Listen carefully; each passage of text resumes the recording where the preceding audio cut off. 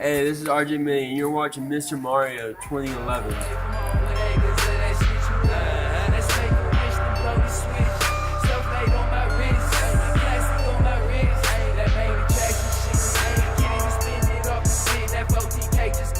Hey, so what is going on, everyone? It is me, Mr. Mario, and happy Halloween to everyone. I'm actually doing this special Halloween commentary. Now, if I sound a little bit sick, well, guess what? It's because I got sick again for the third time this year. I know I'm really getting tired of it. In case you all don't know, let's see, earlier this year, no, I had a really good track record up until this summer. This summer of all times, I got sick, and I actually haven't said what I got, so I'll say it now, because it's not like it was a secret or anything, but in one shot, I got a cold, and then the cold worsened, and then I lost my voice, and I got pink eye. All within one thing. So that was one whole sickness. About a month or 4 or 5 weeks ago, something like that, I got hit with a cold. I got over that. I didn't say anything about it on the channel, but, you know, I got over that. And now I'm hit with a cold again that's even worse, but I know why I got hit with it this time. I got hit with this one because for the past month, I've been juggling so many things. I've been stressed out. It's all coming to a close now, thankfully, but I've been stressed between tests and interviews and potential, internship offers. And by the way, I accepted one, so that's going to be coming soon as well as soon as in May. But, yeah, then I've also been traveling, and for the past, 3 weeks, this is, the first week, for the past, month or so, that I have not traveled anywhere. So, this is nice. But anyways, what am I going to be talking about this Halloween? Well, I thought of this topic today, and this is actually something I wanted to talk about a while ago on the channel. I have a whiteboard here, and at one point this was on the whiteboard, and then I erased it off there, and I never got around to talking about it, but I'll talk about it now. I'm going to talk about my little... I really don't know what it would be, to be honest. I'm calling it a haunting experience, and it definitely feels like there was some type of, not higher power, maybe some weird earthly powers that were related to this situation. But I call it my only experience where I could have experienced, a ghost or a haunting of some kind. This is the only time I've ever experienced it. So let's go ahead and get into this topic here. So this was in 2006. So this was, 8 years ago now? Yeah, because it's 2014 now. So this was 2006. I was 13 at the time. And my parents and I had gone overseas. Now, we were over visiting in Jordan because, as some of you might or might not know, part of my background, I am Middle Eastern, so I have a lot of family over in Jordan.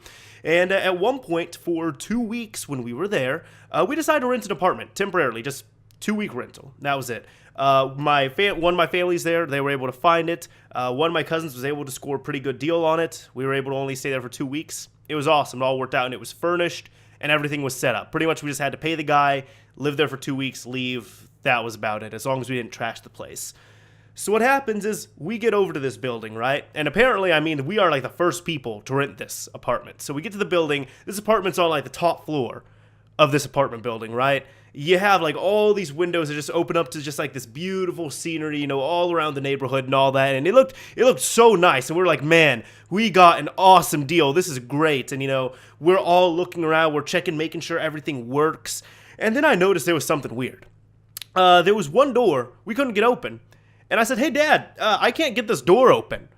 And this door, it was it's kind of like a classroom door where it was a real big, heavy door.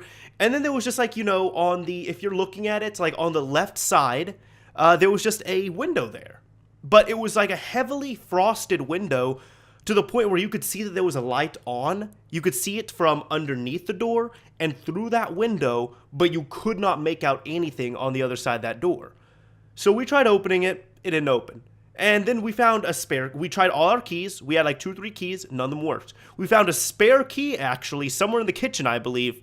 Tried that, didn't work. So we said, okay, you know what, well, that's the owner's fault for leaving the light on, it's okay. But that just gotta creep me out a little bit, that's kind of the start of a horror story almost. Very stereotypical, but that's kind of how it is. So we have that whole thing going on, right? Then we're looking around everything, and then we decide, hey, you know what, we're all tired, let's all take a nap. Everyone takes a nap, we wake up at one point, and I think at one point my dad had gone downstairs, and then there was nobody else there, except for one other person. One other person was in the kitchen. That was it. That was my stepmom. Stepmom was in the kitchen. And what ended up happening was I was in the living room. I had my shoes on, I think because I had just come inside or something. This is like the first 2 hours I was in the apartment. I take off my shoes, and I remember as I'm slipping my right foot out of the shoe, I hear it, and I feel just somebody, it just felt, and it sounded like somebody just breathed in my ear. I'll try and emulate it with the microphone here. It sounded like this. So what do I do in typical horror movie fashion? Well, of course, I turn around, nothing there. Surprise, surprise, right? I heard no footsteps. There was nobody else in my vicinity. No one. Except for my stepmom who was in the kitchen. That was it. Creeped me the hell out. I checked the living room. I checked the little dining area that I was already in. No sign of anything. I went over to the kitchen and I told my stepmom this story that I just told you all right now. And she's like, Danny, you're just hearing things. It's fine. It's just, your imagination's acting up. So then my dad comes in. And when my dad comes in, I tell him, and my dad just laughed, and he's like, oh, Danny, you're just hearing things. And I've never been a kid who did stuff like this, okay? Like, I was 13 at the time. I understand sometimes 13-year-olds can be a bit crazy, but I was not the kid to make up stories or lie or hear things. Like, I was not that type of kid. So I'm just like, guys, I swear I heard it. And look at me right now. I'm telling this story 8 years later. That is how much I believe it. But from that point on, for the rest of the 2 weeks we were in that apartment, I just had this feeling that I was being watched the entire time I was there. It was very creepy, and it was only when I was inside the vicinity of the apartment, specifically the living room. When I was there, I felt like there was just something watching me. And that's not all where it stopped. Now, that was the only thing that directly happened to anybody, which would be me. But then after that, let's see, the electricity had stopped working, the water had stopped working, kind of related / unrelated. I told these things to my cousin, and my cousin's like, you know what, I want to see this haunted place, okay? He slept over at our place. He spent the night. He told me he had his first nightmare in 5 years when he slept over at our place. So there was that, as I said, all the utilities and all that, and there was just stuff going on that was just not right. It seemed so weird with the apartment. And the way this apartment was set up was, because the water thing, some people might be thinking, okay, that's kind of weird that you ran out of water. The way this apartment building was set up was there were huge water tanks up at the top of the building. And we got the water from there.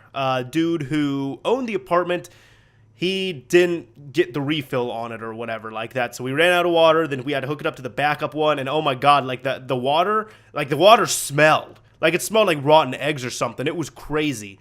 All I know is by the end of the 2 weeks, when we were leaving, when we were turning in the keys to the apartment and everything, we were all happy to get out of there. I was probably the happiest one because that whole time I was the one who was saying this place is haunted. My parents were just annoyed at everything like that. But what ended up happening afterwards, I really don't know if it was a haunting or if it wasn't, or if there was any ghost up there, or if ghosts exists or anything like that, This world is weird.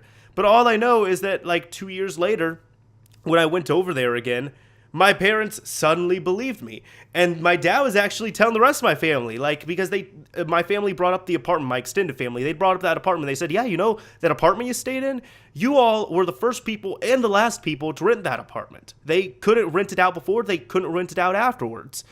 And my dad was like, yeah, I think there was something up with that apartment. And then my family was saying that too. He's like, no, I'm serious. Danny was hearing things. And then my family was asking, wait, really? Really? Are you serious? And my dad said, yeah, Danny heard things in that apartment, didn't you? And I'm just like, yeah, I did. But Dad, really? You believed me 2 years later when it actually happened? You didn't believe me? But yeah, that is my quote-unquote haunting story. To this day, I have no idea if it was in my imagination or if there was some other stuff going on or if it was just a crazy string of coincidences, one after the other. All I know is that I never felt safe in that apartment. I always felt like I was being watched, and that feeling of being watched, I never got that feeling from a place like that before or after. I was 13 at the time. I'd never experienced that before in my life. I'm 21 right now. The only other time in my life I could think of something like that was in that apartment. And as I said, we're on some Amityville horror stuff right there, where we were the first and last ones in that apartment. Anyways, this is Mr. Mario signing off. Thank you for watching. Have a happy and safe Halloween. I'm gonna try and recover from this sickness. And if you have any type of scary stories or hauntings or weird things that you can't really explain that are otherworldly, let me know. I think it'd be interesting to see. Anyways, signing off for real this time. Later, everyone.